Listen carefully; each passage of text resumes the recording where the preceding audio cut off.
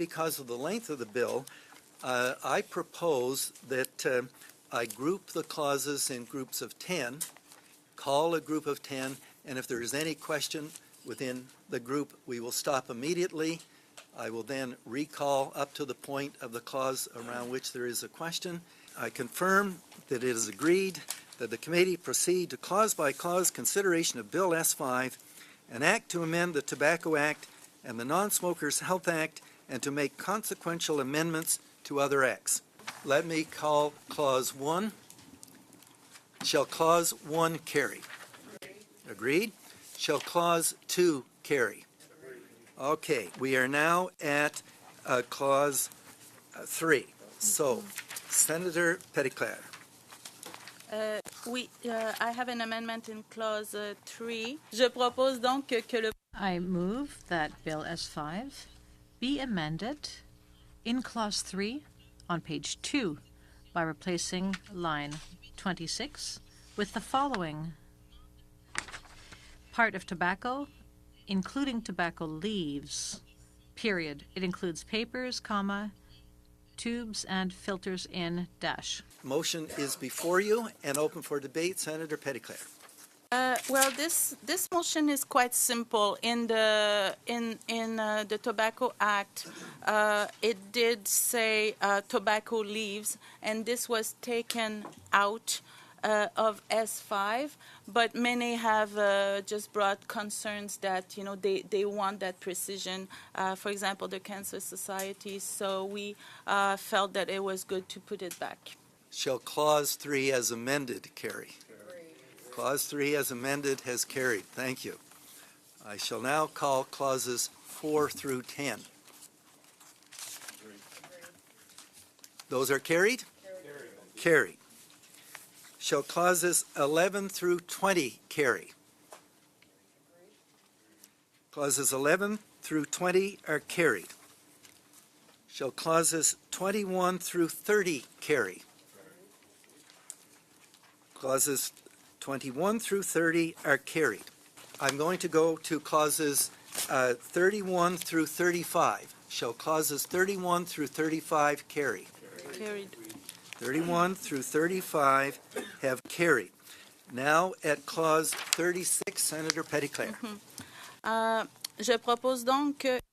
I move that Bill S5 be amended in clause 36 on page 22 by replacing line 16 with the following: 30.5, subject to the regulations, comma, no manufacturer or retailer shall give or offer to. Just very simply, all those amendments that I'm proposing are all in line with the balance that we've been talking about. And this one is about providing, if in the future it is viewed that it would be for health benefits that that manufacturers or retailer would be able to give vaping product. The example that I can give is via, for example, Quitline, as it is done for sometimes nicotine patches. So this would, of course, be always in the interest of health, of public health. So, so this is the goal of that amendment. Okay, the floor is open on debate. Senator Eggleton. Can I just understand? So what we're saying here is no free vaping samples. What gives rise to this? I think you mentioned, Senator, that patches can be given free, and this is also a smoking cessation endeavor in doing this. So what gives rise to this particular need, either from you or the officials? I think, Suzy, if you want to.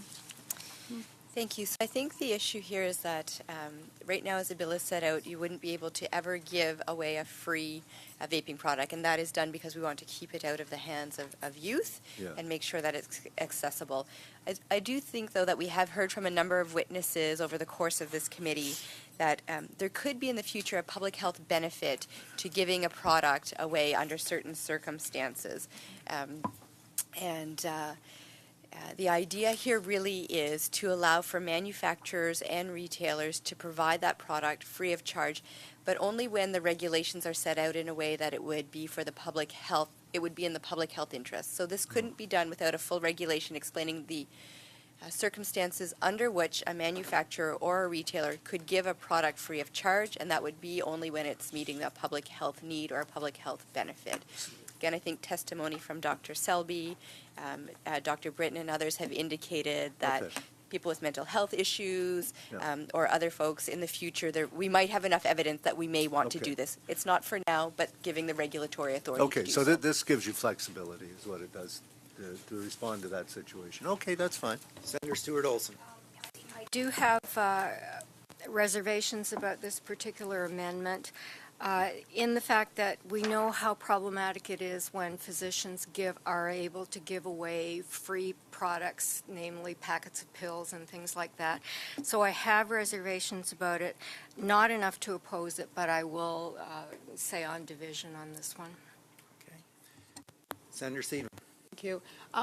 If I could just have a clarification about subject to regulations. So yesterday, in fact, a question was asked, when this bill receives royal assent, is it in effect? And the answer was yes. However, will all the regulations be written at that time? The answer is no. So there's my concern that there's a gap, and how are things protected during that gap period? Thank you, Senator Seidman, and an excellent question. Really, so when the bill receives royal assent, the prohibition in the legislation would fully apply. Manufacturers and retailers would not be permitted to give their product. Only once the regulations were put in place and fully approved, at that point, and again, that would be done when there was a public health interest in doing so, at that point, those regulations would apply. There would be no gap. That's really good. That satisfies my concern. Thank you. Are senators ready for the question? Yes. The question's called. Are you in favor of the amendment? Great. The amendment's great. Now, on division, the amendment is carried on division. Senator Petitclerc, I understand on this clause you have another amendment on this I clause. have two more. Two more on this clause, so we shall not call the clause. So Senator Petitclerc, would you please proceed to your motion? Je propose que le projet de loi S. I move that Bill S5 be amended in Clause 36 on page 22 by replacing line 17 with the following. Give a vaping product, or B, a thing that displays a vaping product related brand element if 1, or I, rather, the thing is associated with young persons, II, there are reasonable grounds to believe that the thing could be appealing to young persons, comma, or This motion is about some things that we talked that right now Bill S5 does not prohibit the promotion of vaping products via giving. So we talked about T-shirts and smartphone cases, baseball caps, and all the things that can be appealing to youth. So this really would expand the restriction to make sure that this does not happen. Further debate? Hearing none, are you ready for the question? Yes. All in favor? The amendment has carried. Senator Petitclerc, I understand you have another amendment on this clause. Please. Je propose que le projet de I move that Bill S5 be amended in Clause 36 on page 23 by adding, after line 10, the following. 30.701. No person shall promote a vaping product or a vaping product-related brand element by means of advertising done in a manner that is contrary to the regulations. This answers the concerns that many had that the restrictions at some levels are not strong enough when it comes to future advertising tactics or strategy that we don't see now. So it will give more flexibility to regulate, for example, the location of advertisement, television, radio as well, of the content of those advertising. So it's really about giving flexibility to restrict furthermore when or if needed in the future. I think we definitely want to stay away from commercial advertising of the vaping products. But remember, we also want to give people who are trying to get off smoking knowledge about the vaping products so that they know that it exists and that they, in fact, can get off of smoking tobacco products by going there. So does this infringe in any way, the official may want to answer this as well, does this infringe in any way in attempts to deal with knowledge for people who are trying to stop smoking? My understanding that it does not do that, but I don't know, Suzy, if you want to. Madame McDonald. I'm sorry. Thank you for the question. So I think we talked a lot yesterday about charter and our charter balance and trying to get that right. And so what this does really is that it provides some flexibility and it provides some future proofing for the bill. And so essentially what it would do is, again, through regulation, so if in the future we were to determine that in fact advertising is happening during Saturday morning children cartoons, we could take action to further restrict where that advertising could happen. Again, that would be done through a regulatory process that would need to go through consultation and where we would need to have the evidence to demonstrate that there is a public health harm. What is left in terms of people who want to get off of smoking, want to find out about vaping products, e-cigarettes? What is left in terms of how they find out? So currently or after the regulation? So wait, let's start with currently, Yeah, well, currently or, so or after the regulation. Currently, as we've described, is that there's information and brand preference advertising is allowed anywhere where anyone can see right now. So that's sort of what the product is, how much it might cost, why that product might be good. And then what this really hopes to do is, again, in the future, we could envision a time where we would have evidence that maybe we needed to restrict where that happened or how it happened, and we could take action to make sure that happened. Again, vaping products are not tobacco products, but if we look at how we have how we've addressed the tobacco issue is that as we've been able to determine that things are appealing to youth, that they are having a public health impact, we have brought in more and more restrictions. And so really here what we're trying to do is just make sure that we're having the appropriate protections so that in the future we could restrict advertising with the appropriate proof and if we were able to demonstrate that it is appealing to youth. But the balance concept is still very much... It still has to be there. It has to be there. It has to be there. And I would assume that equally, if clear scientific evidence based on, let's say, clinical trials or something were to come forward, you would have the flexibility to expand the opportunity for information. Is that true or not? Well, right now, all information is allowed. This wouldn't be the regulatory clause that would allow us to do that. So there'd be other opportunities to do that, but this would really be just, because it's a prohibition, it would allow us to further restrict. So this would be tightening, not necessarily loosening. Thank you very much. Senator Neufeld. When I read the clause in the Act, and I read the amendment, they're both saying the same things.